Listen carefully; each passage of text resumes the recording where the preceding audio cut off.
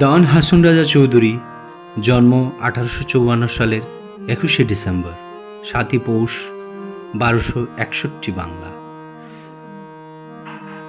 তিনি সুনামগঞ্জ বিশাল জমিদারির একজন জমিদার ছিলেন। তার পিতা দেওয়ান আলী রাজা চৌধুরী একজন প্রতাপশালী জমিদার ছিলেন।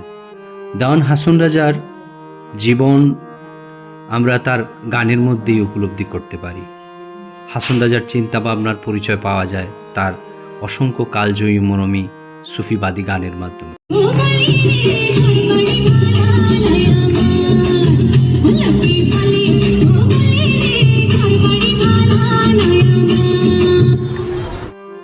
দেওয়ান হাসন রাজার মায়ের নাম মোসাম্মত হুরমত জাহান বেগম।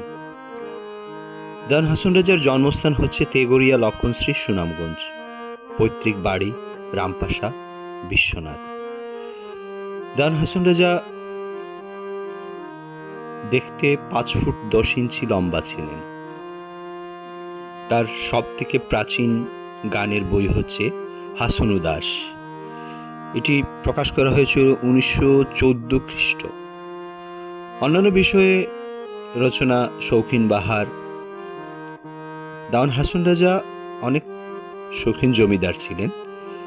তার গান রচনা, ভ্রমণ, ঘোড়াদৌড়, কোড়া পাখি শিকার, হাতি পালন, এগুলো তার সবথেকে প্রিয় ছিল। এবং সবথেকে উল্লেখযোগ্য বিষয় হচ্ছে এত কম বয়সে দেওয়ান হাসন রাজা জমিদারি দায়িত্ব পেয়েছিলেন, মাত্র 17 বছর বয়সে। হাসন রাজার জমিদারির মধ্যে উল্লেখযোগ্য এলাকা ছিল সিলেট ও সুনামগঞ্জ।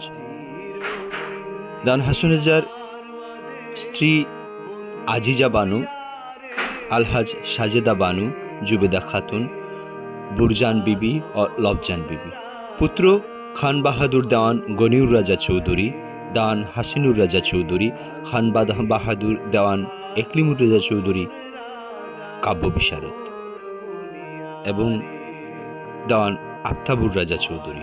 কন্যা রওশন হোসেন বানু, রওশন হাসান বানু, আলী হুসেন বানু ও রওশন আক্তার বানু। দেওয়ান হাসন রাজা চৌধুরীর অসংখ্য মরমীবাদ, সুফিবাদ গান রয়েছে।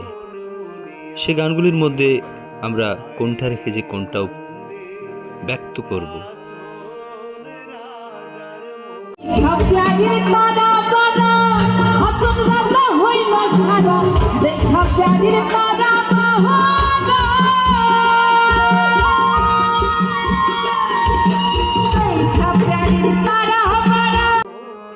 দেওয়ান হাসন রাজার অসংখ্য কালজয়ী গানের মধ্যে যদি আমরা দেখতে পাই, প্রথমেই আমি না লইলাম আল্লাহজির নাম রে, না করলাম তার কাম, বৃথা কাজে পাগল মনার দিন গুয়াইলাম।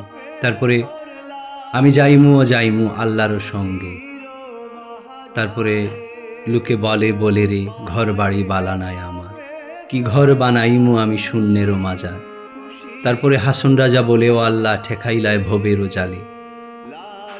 এরকম অসংখ্য বাংলা গান লিখেছেন। পাশাপাশি হাসন রাজা উর্দু এবং হিন্দিতেও অনেক গান লিখেছেন। আমরা হাসন রাজার উল্লেখযোগ্য গানের মধ্যে আশিক হাসন রাজা ইয়ে कहता है, जो कुछ है तो कुछ मौला तो ही है, তারপর তেরে সোনালি রং পর হাসন রাজা দিওয়ানা, এরকম অসংখ্য গান লিখেছেন। হাসন রাজার সময় আমরা জানি দেওয়ান হাসন রাজা চৌধুরী অনেক মানুষের সাহায্যে এগিয়ে আসতেন।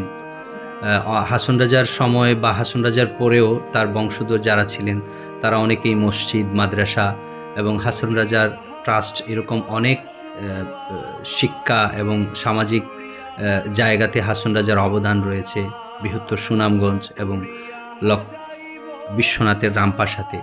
তো হাসন রাজা চৌধুরী, আমরা আজকে এই জায়গায় দাঁড়িয়ে আমরা হাসন রাজাকে শুধু একজন জমিদার হিসেবে না দেখে একজন মরমীবাদ সুফি দার্শনিক হিসাবে হাসন রাজাকে যেন আমরা দেখি। দেওয়ান হাসন রাজাকে নিয়ে বিশ্বকবি রবীন্দ্রনাথ ঠাকুরও তার গানের 2টি লাইন নিয়ে একটি সভাতে আলোচনা করেছেন।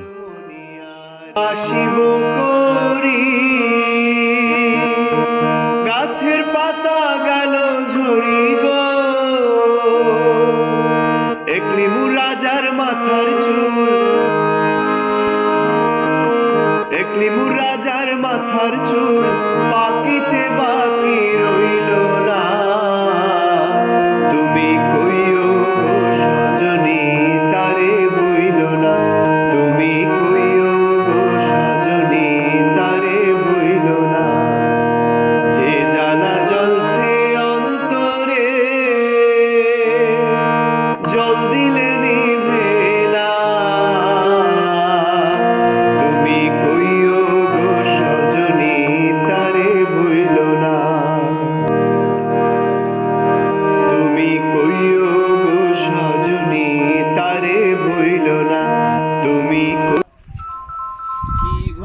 বানাইমু আমি, কি ঘর বানাইমু আমি শূন্যের মাঝার। লোকে বলে এ বলে রে ঘর বাড়ি ভালা নাই আমার। লোকে বলে এ বলে রে ঘর বাড়ি ভালা নাই আমার। জানতো যদি হাসন রাজা বাঁচবো কতদিন, আরে বাঁচবো কতদিন। বানাইতো দলান কোটা, বানাইতো দলান কোটা করিয়া রঙিন। লোকে বলে এ বলে রে ঘর বাড়ি ভালা নাই আমার। লোকে বলে হাসন রাজা যে সময় জমিদারি করেছে, এই সময় বাংলাদেশে অনেক জমিদার ছিলেন। সবচেয়ে বড় উনার মতো এত বড় জমিদারির মালিক খুব কম জমিদারি ছিলেন বাংলাদেশে। উনি অনেক শৌখিন জমিদার ছিলেন। উনি ঘোড়া পালতেন, ঘোড়া পালতেন। তারপরে উনার যে উনি অনেক মানুষ একদিন চলে যেতে হবে, উনিও চলে যাবে। উনি দেখেছেন উনার ভাই চলে গেছেন, উনার বাবা চলে গেছেন, উনার কিছু সন্তানও চলে গেছেন। এবং উনার জীবদ্দশায় উনি ভূমিকম্প দেখেছেন, অনেক মানুষ ব্যাপক হারে, বিভিন্ন মহামারী দেখেছেন, মহামারীতে ব্যাপক হারে মানুষ চলে গেছে। তখন উনার ভিতরে ভাবের উদ্রেক হয়েছে যে এই জগতে এইগুলা জৌলুস বাহাদুরি এগুলা কোনো মূল্য নাই, মূল্যহীন। আমাদের সবাইকে আখেরাতের পথে চলে যেতে হবে। এই ভাব যখন উনার ভিতরে চলে আসছে, তখন আর উনি এই জৌলুস চাকচিক্যর ভিতরে উনি থাকেন নাই। আমরা যে পিছনে এই যে বাড়ি দেখতেছি, এইটাও কিন্তু মানে তখন হাসন রাজার সময় এইটাও ছিল না, তার চেয়েও মানে এরকম পাকা কোনো ইয়ে ছিল না, অন্য ধরনের ঘর ছিল। এইটা উনার ছেলে দেওয়ান ইকলিমুর রাজা চৌধুরী উনার নির্মিত। তার মানে হলো হাসন রাজা যেমন কথায় ছিলেন তেমনি কাজে ছিলেন। উনি এরকম কোন দালান কোঠা বানান নাই, যদিও উনি পারতেন। উনার চেয়ে ছোট ছোট জমিদাররা এর চেয়ে বিশাল বিশাল অট্টালিকা তৈরি করেছেন, কিন্তু হাসন রাজা করেন নাই।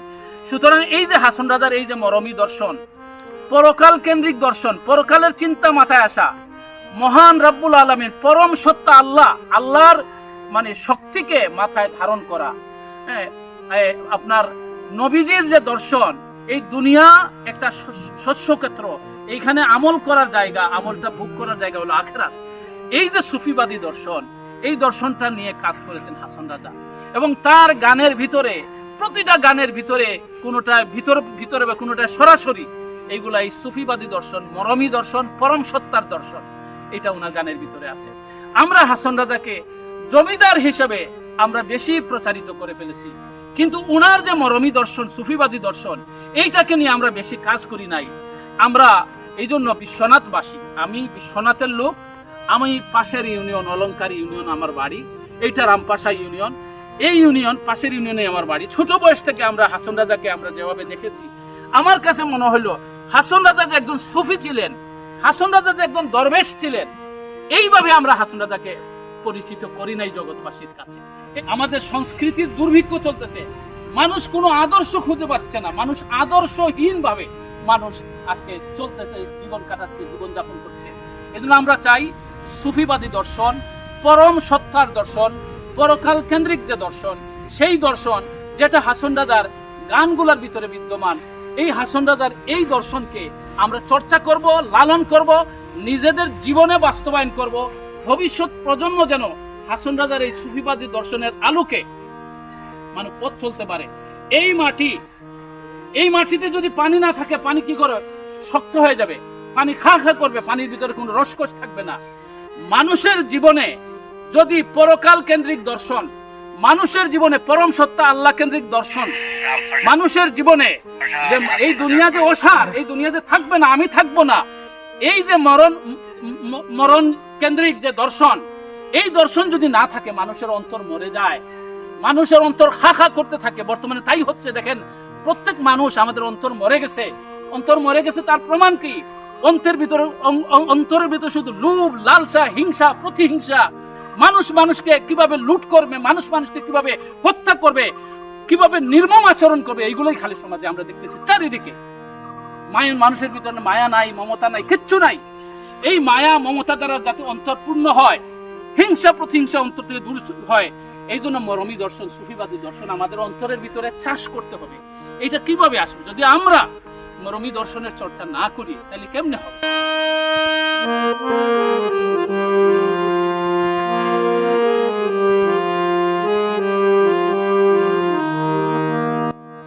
আমরা স্ক্রিনে যে বাড়িটি দেখতে পাই এটি সিলেটে বিশ্বনাথে। এ বাড়িটিও কিন্তু দেওয়ান হাসন রাজা চৌধুরী নির্মাণ করেননি। এ বাড়িটি বানিয়েছিলেন তারই ছেলে দেওয়ান একলিমুর রাজা চৌধুরী। আমরা হাসন রাজার গান যেন আরও বেশি বেশি করে চর্চা করতে পারি, বিশেষ করে তার গানের মামত্ববোধ যেন আমরা বুঝতে পারি, আমরা যেন জমিদার হাসন রাজাকে প্রকাশ না করি। आशिक हसन राजा ये कहता है, जो कुछ है सो तू ही मौला तू ही है।